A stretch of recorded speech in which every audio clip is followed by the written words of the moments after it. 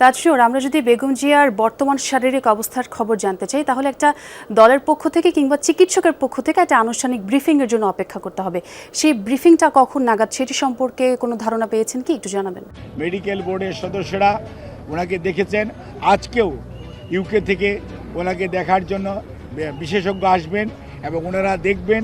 দেখার পরবর্তীতে ওনাকে যদি ট্রান্সফারেবল হয়, আমাদের যদি ট্রান্সফার করার প্রয়োজন পড়ে মেডিকেল বোর্ড মনে করে, তখনই ওনাকে সেই যথাযথ সময়ে ওনাকে চিকিৎসার জন্য দেশের বাইরে নিয়ে যাওয়া হবে।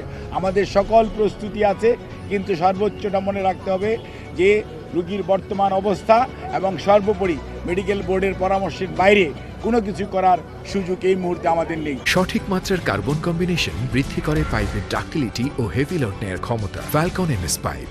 বাংলাদেশ জাতীয়তাবাদী দলের চেয়ারপারসন, তিনবারের সাবেক প্রধানমন্ত্রী দেশনেত্রী বেগম খালেদা জিয়া এবার কেয়ার হসপিটালে গত 23শে নভেম্বর থেকে চিকিৎসাধীন আছেন এবং ওনার medical board professor doctor Shahabuddin Talukdar, professor doctor FM Siddiqui, professor doctor Nuruddin Ahmed, professor doctor AQM Mohsin, professor doctor Shamsul Arifin, professor doctor Ziaul Haque, professor doctor Masum Kamal, professor doctor AZM Saleh, professor doctor brigadier অবসরপ্রাপ্ত সাইফুল ইসলাম এবং ডক্টর জাফর ইকবাল। সেই সাথে বাংলাদেশের বাইরে থেকে professor doctor Habibur Rahman, professor doctor Rafiquddin Ahmed এবং professor John Hamilton, professor doctor Hamid Rob, professor John Patrick Kennedy, professor Jennifer Cross এবং doctor Zubaida Rahman সহ আমেরিকা, ইউকে এবং বাংলাদেশের চিকিৎসকদের যৌথভাবে গঠিত মেডিকেল টিমের অধীন চিকিৎসাধীন থাকা অবস্থায় ওনাকে গত 27 তারিখ থেকে সিসিউতে উনি চিকিৎসাধীন আছেন। আল্লাহর অশেষ মেহেরবানিতে ডাক্তাররা যে চিকিৎসা দিচ্ছেন সেই চিকিৎসা সেটি উনি গ্রহণ করতে পারছেন, অথবা আমরা যদি বলি মেনটেন করছেন।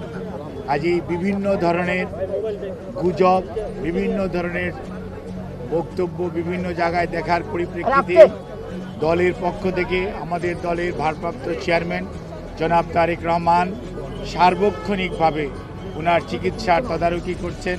চিকিৎসার সমস্ত বিষয়ে উনি দেশি বিদেশি চিকিৎসকদের সাথে আমাদের মাধ্যমে যোগাযোগ রাখছেন।